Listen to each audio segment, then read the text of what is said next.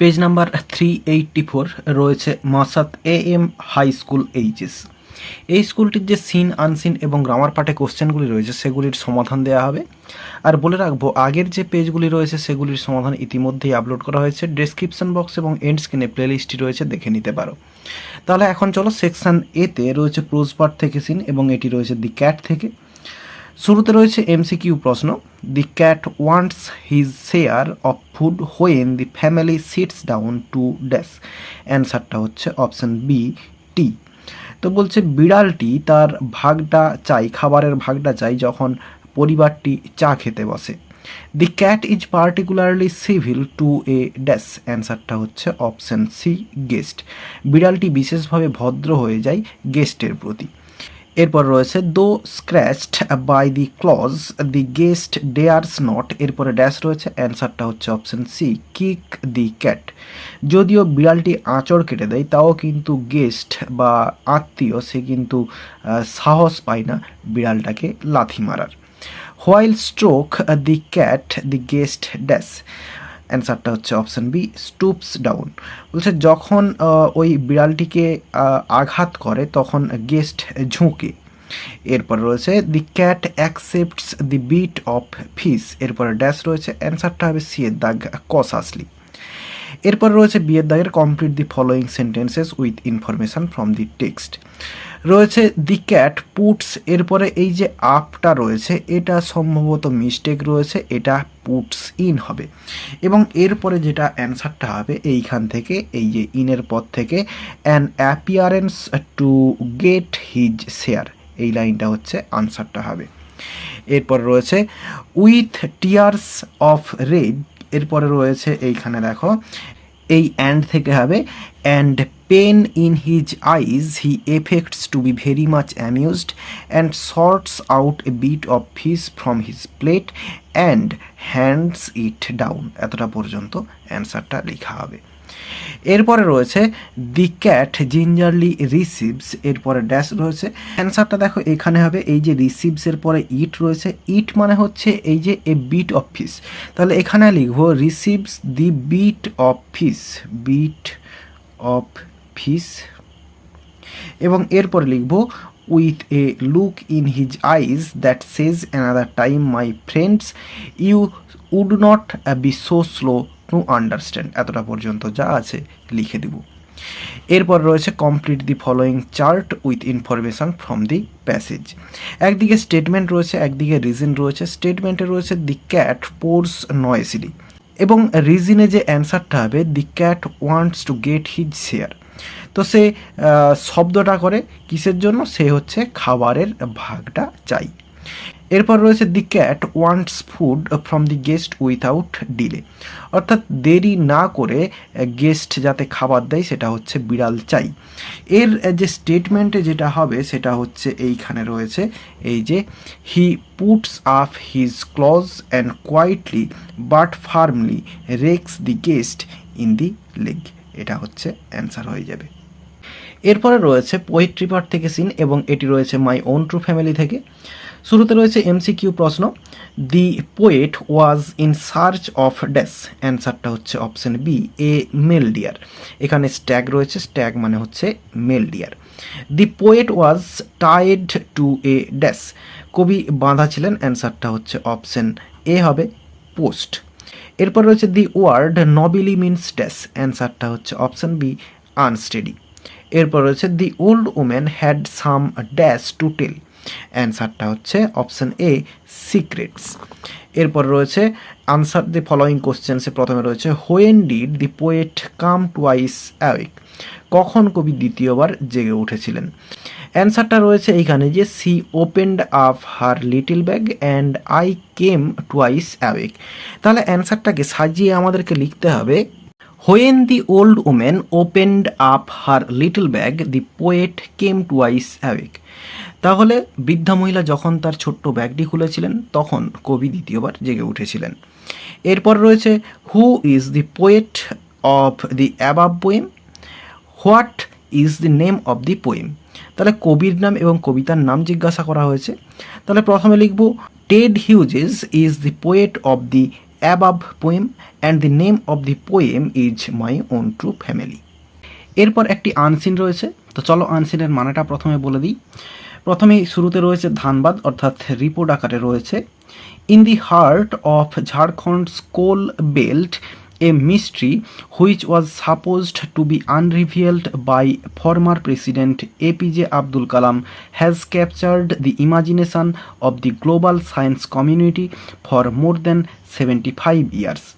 বলছে ঝাড়খণ্ডের যে কোল বেল্ট তার যে কেন্দ্র সেখানে এ মিস্ট্রি একটি রহস্য, which was supposed to be unrevealed যেটা উন্মোচিত হওয়ার কথা ছিল by former president APJ Abdul Kalam, তৎকালীন প্রেসিডেন্ট এপিজে আব্দুল কালামের দ্বারা, হ্যাজ ক্যাপচার্ড দি ইমাজিনেশন কল্পনাটাকে ধরে রেখেছে, of the global science community বিশ্ব বিজ্ঞান সম্প্রদায়ের, ফর মোর দ্যান 75 ইয়ার্স 75 বছরেরও বেশি সময় ধরে। A 3 foot long 2 foot wide and 1.5 foot vault, তো এই সাইজের যে ভল্টটা which belongs to sir Jagadish Chandra Bose, যেটি জগদীশচন্দ্র বোসের ছিল ভল্টটা, has been kept locked at the Giridih based science centre since he died, তার মৃত্যুর পর থেকে যেটি হচ্ছে তালাবন্ধ করে রাখা হয়েছে গিরিডিতে, ইন দি মাইনিং টাউন, এই মাইনিং টাউন অর্থাৎ এই খনি শহরে, অন নভেম্বর 23, 1937, 1937 সালের 23শে নভেম্বর থেকে। Kalam was twice scheduled to open the vault but the plans did not materialize, তো বলছে কালামের দুবার শিডিউল করা হয়েছিল বা ঠিক করা হয়েছিল যে তার দ্বারা এই সময়ে ভল্ট খোলা হবে, কিন্তু এই দুবারেরই প্ল্যানগুলো বাস্তবায়িত হয়নি। বোস হু প্রুভড, বোস যিনি প্রমাণ করেছিলেন, দ্যাট প্ল্যান্টস যে গাছপালারা রেসপন্ডেড প্রতিক্রিয়া জানায় টু পেন অ্যান্ড সাফারিং দুঃখ যন্ত্রণাকে, লাইক হিউম্যানস মানুষের মতোই, ভিজিটেড গিরিডি সিভারেল টাইমস বিভিন্ন সময়ে এই গিরিডিতে ভ্রমণ করেছিলেন, বিটুইন 1930 অ্যান্ড 1937 1930 থেকে 1937, doing most of his research at Shantiniwas, যিনি বেশিরভাগ তার গবেষণাটা করেছিলেন এই শান্তিনিবাসে, a century old small building in Bargandah, বারগান্ডার এই 100 বছরেরও পুরানো ছোট্ট বাড়িটাতে, which has been converted into sir JC Bose memorial science centre, যেটিকে পরিবর্তিত করা হয়েছে sir JC Bose memorial science সেন্টারে। The content of the vault has been a matter of speculation, এই ভল্টের মধ্যে যে কন্টেন্ট বা জিনিসপত্রগুলো রয়েছে এটা হচ্ছে একটা জল্পনার বিষয়, কী জিনিসটা রয়েছে এর ভেতরে, and much discussion among the intellectuals and the Bengali community, যে সমস্ত বুদ্ধিজীবীরা রয়েছে এবং বাংলার যে সম্প্রদায় তাদের মধ্যে এটা হচ্ছে একটা আলোচনার বিষয়। The iron chest is said to contain valuable research papers or study materials. এই যে আয়রন চেস্ট অর্থাৎ এই যে ভল্টটা তার মধ্যে গুরুত্বপূর্ণ রিসার্চ পেপার অর্থাৎ পরীক্ষার যে সমস্ত পেপারপত্র কাগজপত্র সেগুলো রয়েছে, অথবা স্টাডি ম্যাটেরিয়াল বা পড়াশোনার ম্যাটেরিয়াল কিছু রয়েছে। It was supposed to be opened in Kalam's presence because the Bengali society and social workers wanted to unravel the mystery in the presence of a man who could understand them clearly, said Uday Shankar Upadhyay, former demonstrator at Sir J.C. Bose Science Center. তো বলছে it was suppose to be opened in Kalam's presence, অর্থাৎ কালামের উপস্থিতিতে এটা খোলা হওয়ার কথা বা খোলার কথা। কারণটা হচ্ছে কি না, বেঙ্গলি সোসাইটি অর্থাৎ বাংলার সম্প্রদায় এবং সোশ্যাল ওয়ার্কার অর্থাৎ সমাজকর্মীরা ওয়ান্টেড চেয়েছিলেন টু আনরিভেল উন্মোচন করতে দি মিস্ট্রি এই রহস্যটাকে in the presence of a man এমন একজন মানুষের উপস্থিতিতে who could understand them clearly, যে কিনা এটা সহজেই পরিষ্কারভাবে বুঝতে পারে। সেড উদয় শঙ্কর উপাধ্যায় বলেছিলেন, ফর্মার ডেমনস্ট্রেটর অর্থাৎ তৎকালীন যে হচ্ছে প্রদর্শক at sir JC Bose science সেন্টারের। উই ক্যান নট থিঙ্ক, আমরা ভাবতে পারি না, অফ এনি আদার পারসন, অন্য কোনো ব্যক্তির সম্পর্কে বা অন্য কোনো ব্যক্তির সম্পর্কে আমরা ভাবতে পারি না, who could be put on a par with sir JC Bose, আমরা অন্য কোনো ব্যক্তির কথা ভাবতে পারি না যে কিনা জেসি বোসের সমকক্ষ বা হবে আর কি, সমকক্ষ কোনো ব্যক্তি আমরা ভাবতে পারি না অন্য কোনো ব্যক্তিকে। Said professor Madhushree Sanyal, one of the members of the Bengali society, Madhushree Sanyal বলেছিলেন, যিনি একজন বেঙ্গলি সোসাইটির member. At least 2 programmes were organised, কমপক্ষে 2টি প্রোগ্রাম আয়োজন করা হয়েছিল ডিউরিং কালামস টেনিওর, কালামের মেয়াদকালীন, অর্থাৎ কালাম যখন প্রেসিডেন্ট ছিলেন সেই সময়কালে, অ্যাজ প্রেসিডেন্ট থাকাকালীন, ফর হিম টু ভিজিট গিরিডিতে ভ্রমণ করার। Kalam arrived at Bokaro in June 2002, 2002-এর জুন মাসে তিনি বোকারোতে এসেছিলেন, কালাম বোকারোতে এসেছিলেন। And was scheduled to visit Giridih, এবং গিরিডিতে ভ্রমণ করার কথা ছিল। But he had to return, কিন্তু তাকে ফিরে যেতে হয়েছিল after his chopper developed a technical snag, যখন তার যে এরোপ্লেন সেটা যখন টেকনিক্যাল সমস্যা দেখা দিয়েছিল। His visit scheduled for December that year, ওই বছরেই ডিসেম্বরে এই গিরিডিতে ভ্রমণ করার তার একটা শিডিউল ছিল। ওয়াজ অলসো ক্যান্সেল, সেটাও ক্যান্সেল করা হয়েছিল ডিউ টু আননোন রিজনস, অজ্ঞাত কারণে। Said Shiv Banerjee, district information officer, Shiv Banerjee বলেছিলেন, যিনি একজন ডিস্ট্রিক্ট ইনফরমেশন অফিসার। তাহলে মানেটা বললাম, এবার চলো কোশ্চেনের অ্যান্সারগুলো দেখে নেওয়া যাক। প্রথমে রয়েছে এমসিকিউ প্রশ্ন, Kalam was dash scheduled to open the vault, এখানে হচ্ছে অপশন বি টুয়াইস, দুবার শিডিউল করা হয়েছিল এই ভল্ট খোলার জন্য।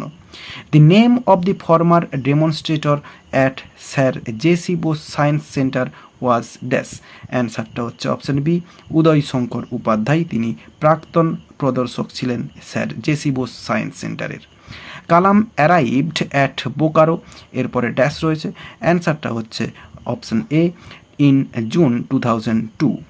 এরপর রয়েছে Giridih is now situated in dash, অ্যান্সারটা হবে অপশন বি ঝাড়খণ্ড। এরপর রয়েছে দি chest containing valuable research papers is made of dash, অ্যান্সারটা হচ্ছে সিয়ের দাগ আয়রন।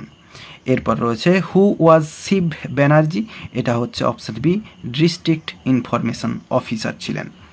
এরপরে বিয়ের দাগে ট্রু ফলস রয়েছে এবং সাপোর্টিং স্টেটমেন্ট দিতে বলা রয়েছে। প্রথমে রয়েছে Bose visited Giridih several Times, Bose গিরিডিতে অনেকবার ভ্রমণ করেছিলেন, এটা হচ্ছে ট্রু হবে। সাপোর্টিং স্টেটমেন্টটা এই লাইনটাতে রয়েছে এই বোস থেকে, কিন্তু মেন জায়গাটা হচ্ছে visited Giridih several times between 1930 and 1937। তো এইটা লাইনটা, পুরো লাইনটা লিখলে এই বোস থেকে পুরো একদম সেন্টার পর্যন্ত লিখতে হবে, না হলে প্রথমে ডট ডট শেষে ডট ডট, এই মাঝখানের যে মেন অংশ এটা তুলে দিতে হবে। এরপরে দুইয়ের দাগে রয়েছে the mystery is about a vault, এই যে রহস্যটা সেটা হচ্ছে একটি ভল্ট সম্পর্কে, এটা হচ্ছে ট্রু হবে। সাপোর্টিং স্টেটমেন্টটা এই লাইনটাতে রয়েছে, এ 3 foot long 2 foot wide and 1.5 foot vault, এরপরে যা আছে পুরো লাইনটা লিখলে একেবারে এই 1937 পর্যন্ত লিখতে হবে। তো এই লাইনটা হচ্ছে সাপোর্টিং স্টেটমেন্ট হবে। এরপর রয়েছে the vault belongs to sir JC Bose, এই ভল্টটা ছিল স্যার জেসি বোসের, এটাও হচ্ছে ট্রু হবে। এই সাপোর্টিং স্টেটমেন্টটাও কিন্তু একই লাইন হবে, এই লাইনটাই হবে, এবং এই জায়গাটাতে রয়েছে which belongs to sir Jagadish Chandra Bose, এই লাইনটা হচ্ছে, তাহলে একেবারে এই লাইনটা অর্থাৎ 1937 পর্যন্ত লিখতে হবে। এরপরে সিয়ের দাগে রয়েছে আনসার দি ফলোয়িং কোশ্চেন্স, রয়েছে what was the size of the vault, ভল্টের সাইজটা কীরকম ছিল বা কী ছিল। এরপর রয়েছে what did Bose prove, Bose কী প্রমাণ করেছিলেন। অ্যান্সারটা লিখবো এই লাইনটা, বোস থেকে লিখবো, মাঝখানে এই কমা সমেত যে হুটা রয়েছে এটা লিখবো না। Bose proved that plants responded to pain and suffering like humans, এই লাইনটা লিখে দিলে অ্যান্সার হয়ে যাবে। এরপর রয়েছে why was the vault planned to be opened by Kalam particularly, বিশেষ করে কালামের দ্বারা এই ভল্টটাকে খোলা হবে, এই প্ল্যানটা করা হয়েছিল কেন। অ্যান্সারটা এই লাইনটা থেকে হবে, এই এখান থেকে লিখলে ভালো হয়। দি iron chest is said to contain valuable research papers or study material. It was supposed to be opened in Kalam's presence because the Bengali society and social workers wanted to unravel the mystery in the presence of a man who could understand them clearly. এতটা পর্যন্ত লিখে দিলে হয়, বা এই শেষ পর্যন্ত research centre পর্যন্ত লিখে দিলেও কোনো অসুবিধা নেই। তো এইখান থেকে এতটা পর্যন্ত অ্যান্সার হয়ে যাবে। এরপর রয়েছে what did professor Madhushree Sanyal say. Professor Madhushree Sanyal কি বলেছিলেন? We can not think of any other person who could be put on a par with sir J C. Bose, said professor Madhushree Sanyal, one of the members of the Bengali society. এই লাইনটা লিখে দিলে অ্যান্সারটা হয়ে যাবে। এরপর সেকশন বিতে গ্রামার অ্যান্ড ভোকাবুলারি রয়েছে। শুরুতে রয়েছে write the correct alternatives to feel in the blanks. রয়েছে অল দো চিলড্রেন ড্যাশ, অ্যান্সারটা হবে লাভ outdoor games their parents dash, অ্যান্সারটা হচ্ছে consider their interest as harmful and meaningless. তাহলে যদিও বাচ্চারা পছন্দ করে বা ভালোবাসে আউটডোর গেমসগুলোকে, কিন্তু তাদের যে পিতামাতা তারা কনসিডার করে বা বলে বা ভাবে দেয়ার ইন্টারেস্ট অর্থাৎ তাদের আগ্রহকে, অর্থাৎ আউটডোর গেমের প্রতি যে আগ্রহ সেইটাকে অ্যাজ হার্মফুল ক্ষতিকর এবং মিনিংলেস অর্থাৎ ভিত্তিহীন বলে মনে করে। A child who spends time, একজন শিশু যে সময়টা কাটায়, অ্যান্ড এনার্জি এবং তার যে এনার্জিটা যেটা ব্যয় করে ইন আউটডোর অ্যাক্টিভিটিস, আউটডোর অ্যাক্টিভিটিতে, grows up to be healthy and strong, সে হেলদি এবং স্ট্রং হয় আর কি। এরপর রয়েছে fill in the blanks with appropriate articles and prepositions. রয়েছে দি জায়েন্ট ওয়াজ কাইন্ড, এরপরে ড্যাশ রয়েছে, অ্যান্সারটা হবে to all the children, but longed, এরপরে ড্যাশ রয়েছে, লংডের পরে ফর হবে preposition, longed for his little friend, and often spoke dash him, এখানে হবে স্পোক অফ হিম। দৈত্যটি সমস্ত বাচ্চাদেরকে পছন্দ করত, কিন্তু সে চাইতো তার সেই ছোট্ট বন্ধুটিকে, and often spoke of him, এবং প্রায়ই তার সম্পর্কে কথা বলতো। এরপর রয়েছে do as directed, he will pass, this was everybody's expectation, এটা হচ্ছে নমিনাল ক্লজ করতে হবে। তাহলে দেখো দিসটা রয়েছে এই সেন্টেন্সের শুরুতে, সেকেন্ড সেন্টেন্সের শুরুতে, এবং দিসটা বোঝাচ্ছে এই জিনিসটাকে, মানে ফার্স্ট সেন্টেন্সটাকে। তাহলে আমরা এই দিসের জায়গায় সাব ক্লজটা ইউজ করব, নমিনাল ক্লজটা বা নাউন ক্লজটা। তাহলে অ্যান্সারটা হবে দ্যাট হি উইল পাস, এরপরে ওয়াজ এভরিবডিজ এক্সপেকটেশন, এক্সপেকটিএটিআইওএন, এক্সপেকটেশন। এরপর রয়েছে I believe that god exists, এটা হচ্ছে সিম্পল সেন্টেন্স করতে হবে। তাহলে অ্যান্সারটা আমরা লিখব আই বিলিভ, এটা যেরকম আছে এতটা পর্যন্ত লিখব। এরপরে এই যে দ্যাট গড এক্সিস্ট, এটার জন্য লিখব তাহলে I believe in the existence, EXISTENCE, existence of God. তাহলে অ্যান্সারটা হলো I believe in the existence of God. এরপর রয়েছে the man said to me come here again, narration change করতে বলা হয়েছে।